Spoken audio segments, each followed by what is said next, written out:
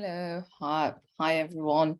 So first I'd like to quickly introduce myself. My name is Fatima Atieah and I'm from London, from the UK. I'm the Phonics ambassador from the UK as well. Today we're going to be discussing more about phonics and what's sort of the best way to teach phonics and the newest sort of most updated strategies in teaching phonics. We'll be looking at different schemes. We'll be discussing my article about phonics and the effectiveness of multisensory learning. So I've just summarized in a little PowerPoint about what is sort of the best way and the strategies to teach phonics in a more sort of fun, interactive way, rather than sort of the old traditional way where it's all worksheets or using only flashcards. Now, if we look at here, so today I'm going to briefly talk about the definition of phonics. What does phonics mean? I'm going to look at two main types of phonics that we have. And also I'll be looking at a bit of different sort of schemes that have been validated and approved by the Department of Education in the UK. Those schemes are very crucial. They're excellent sort of schemes that help us, programs that help us to teach children basically the right way. Basically, it's got lots of guidelines for teachers and teaching assistants and parents on how to teach phonics, the sort of lots of interactive, innovative sort of activities that you can do with early years children and primary as well. And then we'll talk about, as I said, the strategies and ways, the most updated way of teaching phonics. As I said, one of the ways is multisensory, meaning having lots of multisensory activities for children to sort of manipulate, play, hands-on activities. So I'm going to be looking at first, when we talk about children, now we know it's very important to have that environment that I talked about, a rich, stimulating environment for children, giving them the opportunity to sort of explore, be like little explorers, giving them sort of the opportunity to have lots of hands-on experience, lots of activities that are fun and engaging, giving them sort of looking at their interests as well. So you need to look at every child. Every child has different interests. So you need to accommodate your students according to their interests. And that is just not, this is a philosophy that is by all sort of educators, pioneers in education, that have mentioned the importance of having children having a curriculum, phonics curriculum, and literacy curriculum that actually gives every child sort of an enjoyment and making them happy, having creative sort of activities for children, allowing those children to freely sort of have open-ended, free-flow activities for them indoors and outdoors. And this is one of the things that I talk about, and everything that I'm giving you in the strategies are all embedded and all highlighted within research and by education pioneers in the UK and Canada and US as well, that talks about the importance of having those free-flow activities, hands-on activities, multisensory. And also, when we talk about multisensory, what do I mean? Activities that children can, as we said, manipulate, play. And those sort of not just develops the child's sort of understanding in phonics, but in other areas of the curriculum as well. Now, one of the things that I love to talk about is when Lucas' theory that talks about that, and Rousseau talks that all children are like small, tiny individuals with emotions and feelings. And his theory has been valued and developed further through a practice by giving children a rich environment. And this is what we're talking about. Children learn from their experiences. If you give the child a good experience, if you give them a good learning environment, that's when they will develop their skills, whether it's in literacy or phonics. Now, looking at here, one of the sort of definitions of phonics, my understanding of phonics comes Brooks and Ranking as well. That definition, the study of the definition of phonics means the study of the sound system, which is a way in which a sound is used to express the meaning and analysis of the variation that arise. So basically, phonics is just teaching the children the sound of each letter. And that helps children linguistically. Why? Because research has found that children, most sort of their mother tongue, have similar sounds to the English sounds, so the English sort of alphabets. So that's why. So one of the researches that I have done for my master's, and I'm doing it now in my PhD research, I have found that children learn quicker when we have phonics because of their mother tongue. So if you're talking about European children, there is some similarities in sounds. If we're talking about even Urdu and Gujarati, there is similar as well. But when I did my research with Middle Eastern children, I found there's so many similarities in the language and the alphabets as well, the sounds of the alphabets. So that's why phonics is an excellent way to teach children. Why not just rather than teaching them just the name of the letter? Now, let's go talk about in some classes that I have observed, and I talked about that in my article as well, that most teachers, they use sort of the memorizing sort of method by showing a flashcard, for example. Oh, look, this is sound and it's a ring. Let's say it again, and the children repeat. This is not a really good way to teach children. Why? Because children are just memorizing, they're not understanding. But if you provide an environment that has multisensory activities, that has lots of, another thing that is excellent for children, stories, having a sound and then having that sort of story that sort of comes with the sound. So that consolidates their learning, is correspondence with the sound that they're learning, a story that has lots of ing sound, for example. Now, and also what was happening in my observation that I found out in many cases that I've seen in the UK, the children basically felt that they were bored and frustrated because it was just boring. Everyone sits in a circle and just repeats after the teacher. And that's why the newest sort of most updated methods are the 4 ways that I always use in my class, that I've used in my earliest classes in state schools that I've taught in the UK and international schools, which is basically through songs, which is action songs, having, for example, if I'm teaching the letter S, having the children write it in the air, have any sort of, if you have anything that you have at home, you can bring rice, flour, and allowing the children to trace on those letters. And that's a part of the multisensory factor that we talk about, and that develops children's skills in writing.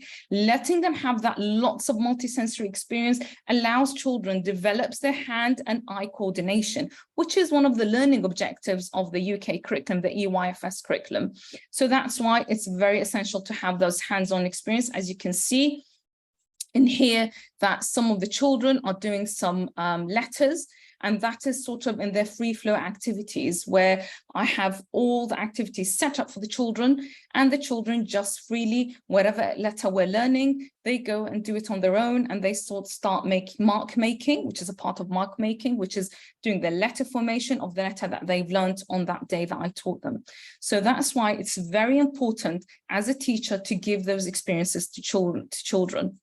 Also, I talked about traditionally that one of the things that those sort of ways of just, as I said, when teachers just show flashcards, why it doesn't work, because as Whitehead, which is one of the literacy pioneers back in the UK, education pioneers, she talks about, refers to this method of teaching as a fashion in the early decades of this century, to naming reading schemes, which were usually phonics based, only as if they were pathways to recruiters' joy and happiness. Because although they're teaching phonics, but it's not in a fun, interactive way, it's more of memorizing, not understanding.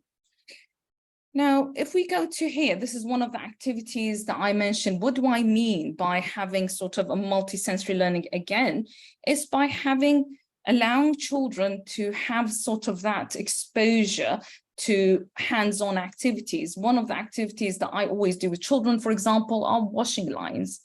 Those are large-scale washing lines. It's an excellent way of teaching. It develops their skills in reading and writing as well, because children can make up words using the alphabets on that washing line. And that's, again, hands-on experiences. The children are learning through that. Now, another activity is that children love that I have done, that I believe, learning phonics with movement and action and songs. Another thing that I have observed in many settings when I was doing my observations, teachers where they use head projectors, again, very sort of, because now everyone's using technology. So what happens is that children were taught stories, nursery rhymes, just through the head projector. Again, yes, ICT technology is great, but you as a teacher should be the one who sings the songs. You do the movements with the children. So if you're teaching the letter S, make sure that you have the action S for snake. And that's another way for children to learn, is again, by using their body, using sort of their senses, and they learn quicker rather than just putting in a head projector, let's just sing along. And I believe, yes, incorporating technology is excellent in classrooms, but it shouldn't be central to an activity. Why? Because when we are using, again, head projectors or smart boards, children are memorizing. They're not understanding. But when you are singing along with those children, for example, we're doing a Jolly Phonics song, or using our scheme, for example, which is the Phonics Shed scheme, have amazing songs.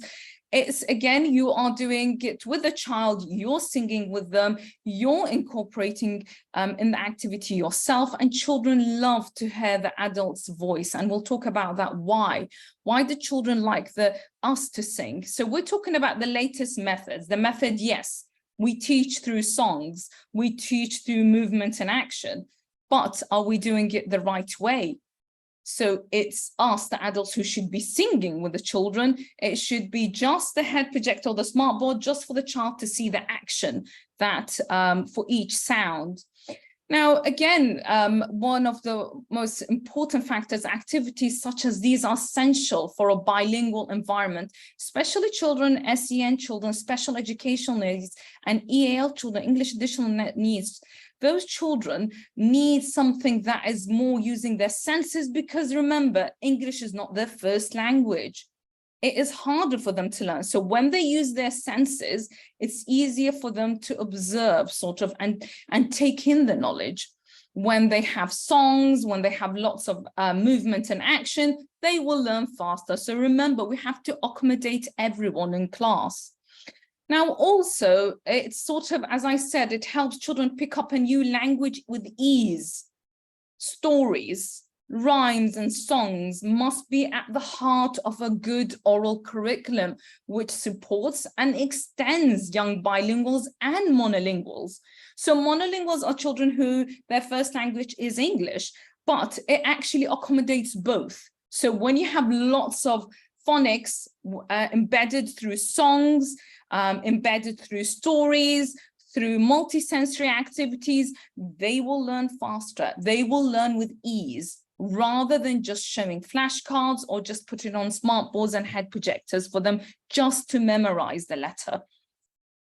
Now, if we look at, again, I look at my article, we talk about why the adult has to sing those songs, not putting it on smart boards and allowing children just to repeat after the just look at the video and just repeat after the video. No.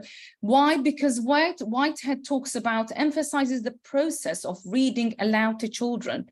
So it's very important that you read aloud to children. Why? Because the voice of the reader meditates and revitalizes the written text for the child listener.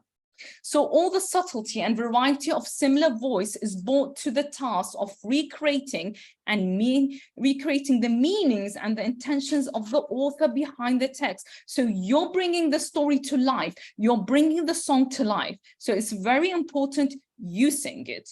You sing along with children. You read the story as well to children. And the stories that we talked about, the stories that have the phonics sound that you're teaching. So if you're teaching the ng sound, have a story correspondent to that sound. And many schemes in the UK that has been validated from the Department of Education have those sort of link where you teach one sound and then you have a story correspondent to that sound. So it is recommended that you use those schemes. There's about 46 schemes in the UK that has been validated that teachers can use. Now, one of the things we talk about through the vocal tone, again, through the vocal tone, pitch and rhythm, facial expressions, gestures and body language, stories and poems and songs come to life. Then through the use of head projectors. So rather than using head projectors, as I said, you bring them to life through your voice. Now, going on to that, we have now in phonics, as I said, phonics is a method for teaching as well. It focuses on the graphemes and phonemes. Now we have, of course, around 44 approximately phonemes in English. And of course, we have synthetic phonics and we have the analytical phonics, which one is SSP programs, which is the synthetic systematic programs. And we have the analytical phonics schemes, which is like the Montessori, which they have the schwa sounds. And then you have the synthetic, the SSP programs, which have no schwa sounds. And then how you say it is very important. And that's why those schemes is very important to follow a scheme so that you know what you're teaching the children, how you're teaching the children, pronouncing the letters correctly. So remember, you pronouncing those letters correctly, using the correct methods, using those approaches of multisensory approaches, using the stories, songs, and technology in the right way. That's how children are going to learn with ease their phonic sounds. Now, one of the most fun things we talk about, if we look at here, this is one of my classroom settings. If you can see, there's some sensory phonics activities that children can use their senses and learn phonics in a more fun and educational way. Now, I love to use real life objects because why? Because children learn from real life objects. And this is what I talk about in my articles, that most important when you're teaching phonics, make sure that when you're teaching the letter phonics sounds, make sure you use real life objects. So if I'm teaching this sound, have a real life socks, have a stone. For example, you can see in the picture here, have a soap. Have a fabric where you can see that I put the S sound where children can touch and trace on the letter, because as Montessori says, that the hands is the instrument, they are the instruments of intelligence. Children learn through hands, and even neuroscience talks about the importance of children using their senses and especially the hands. They will learn faster. They will observe the knowledge faster. Why? Because if you look at neuroscience, the hand is sort of passes all the knowledge through to our brain much quicker than any other body parts. Now, if we look at here, as you can see, I believe that I'm not a big fan of big worksheets. Worksheets can be used in a beneficial way. However, I like to make my own multisensory activities. I've done a little phonics apple tree, as you can see. And also, if we look at here, more sort of kinesthetic learning through with our sensory, with sensory activities, having some paint, having children, as you can see, there's lolly sticks that they can sort of build the words. And here we have rhyming words that children can build, like hat, dog, etc. So that sort of helps them with blending and segmenting as well. Other activities, very important to have group activities. Again, coming back into the article in my article mentioning the importance of sensory learning, multisensory learning, you can see I have some rice and some letters high hidden, and then the children have to basically pick up the letter and say the sound in a group. And then you've got little golf balls, again, the children, and I've put it in water, and then children love that again, sensory learning, having some water, putting some golf balls, and children just have to pick up the letter, the ball, and just say the letter that we've learned, whatever letter that we're teaching on that day. So that's another excellent way for group activity. Remember, make sure that when you're doing any hands-on activity, multisensory activities, have it in group and have it as well as for individuals as well to explore and to learn those phonic sounds. Now, going to mark making. Mark making is very important before children start to write. This is what we talked about, the fact that it's very important to give them that exposure of mark making, allowing children to start off writing those letters through multisensory learning, through paint, using Play-Doh. I love using Play-Doh, using puppets. Children love puppets. So you can read a story with a puppet. My puppet that I always use, and I mentioned my articles, one of the ways is having, we've got Bobby here, Joey. have a puppet always when you are reading the stories. Another way to have children interact in your sessions and be more engaged, because they love puppets. It's a way to come out of that sort of didactic learning where it's the adult leads the whole session. Let the puppet lead it, and children will learn more with those puppets. Why? Because puppets isn't, again, it's sort of not you dictating the rules, not you teaching or the parent. It's actually the puppet, and they will listen to the puppet more. And it's more engaging and fun for children as well. Now, as you can see here, also develops children fine motor skills, those multisensory activities. You can have some shaving foam. Ideas just for, you can have a plastic sachet, and you can have some hair gel, and let the children trace and make CVC words, rhyming words, write any sort of, it doesn't just have to be CVC words. It can be any word that you're teaching from the phonics scheme, whatever phase you're teaching. And this is how children will learn, through having sort of that exposure of lots of hands-on activities, lots of fun multisensory activities. There's a shaving foam, there's a gel, there's paint, as you can see. They love those activities and they will learn faster. Why? Because in here we emphasize a Featherstone, another one of the education pioneers back in the UK, saying that children firstly develop the strength in their arms and legs, all through that sort of hands-on experiences. It's not just for them to learn. It's actually, those children are encouraged to use their fine motor skills through holding letters, tracing letters, using 5 senses and experiencing a more sensory experience, as you can see in all the figures that I showed you, the pictures in here. And this all actually encourages the child to build fine motor skills for future reading and writing skills. This is our aim. Now, some teachers in some cultures might say, oh, it's too messy. Believe me, that's how they learn. This is sort of the best way they learn. And also, even if it's messy, I always have my children, after we finish an activity, they clean up with me. So tidy up time, let's clean up together, and they help me out. So it's those embedding and being a good role model to those children, showing them that, okay, we finished the activity, let's help and clean up, let's help and tidy up our classroom. It's not messy, it's a way to learn. And play, it's one of the most sort of research, lots of researchers has talked about the importance of play, and multisensory learning is a part of play. Now you can see in here, I had in one of my sort of settings that I had, when we talk about mark making, a part of the multisensory learning is for children to do lots of mark making outdoors and indoors. So I showed you some activities indoors, this is outdoors. You can have a nice patio and let the children just write with chalk. Chalk is not a mess. Anywhere outside in the playground, take them out to the playground. What did we learn today? As you can see, the children are writing some words that they've learned in the lessons. Some are drawing, some are writing. So as going back to mark making, you can have it indoor and outdoor. And this is sort of an excellent way to show parents how much children can learn through those multisensory experiences. And as I mentioned before, Montessori, adhering to one of her quotes, she said, the hand is the instrument of intelligence. The child needs to manipulate objects and to gain experience by touching and handling. Maria Montessori, in one of her books, and the child is much knowledge, much wisdom. So this is why multisensory learning is excellent. These are more activities, mark making, activities outdoors and indoors that you can do with children. You can see I have put just a roll of paper on the wall. And as you can see, the child hasn't painted anything on the wall. She did it within the paper, the roll paper that I have on the wall. Why? Because again, role modeling rules. So children will learn not to make sort of those accidents writing in the wall, rather just using that wallpaper that you have put on the wall for them.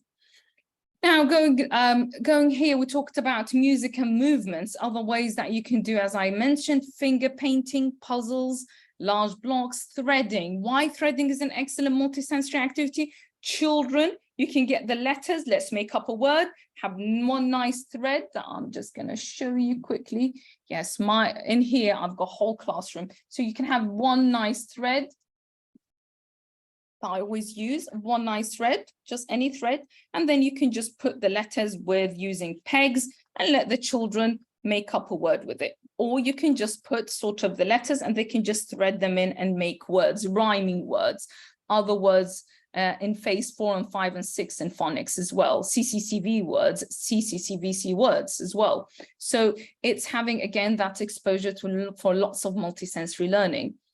It was, and also you can, I'm going to quickly show just those activities. I usually have tables around, again, multisensory activities, read and write. I have one table where you can see there's some sand, there's some pebbles, real life one. Sand is real life. You have pebbles, shells, and children love to be explorers and investigators and try to find those sounds. So, and then you can use Play-Dohs, you can see here, plastic cups and spoons for them to make words. And then they can write at the end, nice foil on the table with paint. And again, using their senses, using their hands to write all the words that they have learned. And as you can see, most of my children, I was teaching them rhyming words. They wrote van, man, map, all the words that we've learned. And it was a fantastic way for them to learn within just a 30, 40-minute session of phonics. They learned the words. Why? Because all the activities were multisensory learning activities.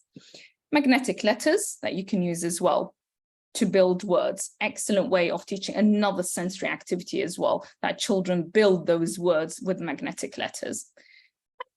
Lots of resources here. As you can see, these are all the resources that you can use. Pipe cleaners to manipulate and make the sounds as well. These are all sort of resources that I use in my classes when we're doing any teaching, when I'm teaching them phonics, any multisensory activity that I provide for the children. It was lovely having you all. I hope you enjoyed the session and you got some ideas of the latest methods. And I put some research as well, embedded research and with theory of why multisensory learning is an excellent way to teach children rather than the old-fashioned way of just worksheets and books. Also, I mentioned about songs, stories that we can use, and having you as an adult to read to children rather than just head projectors and smart boards. These are the latest, most updated strategies that I have talked in my article. Thank you so much for having everyone. It was lovely. I was wondering, any questions that you would like to ask me?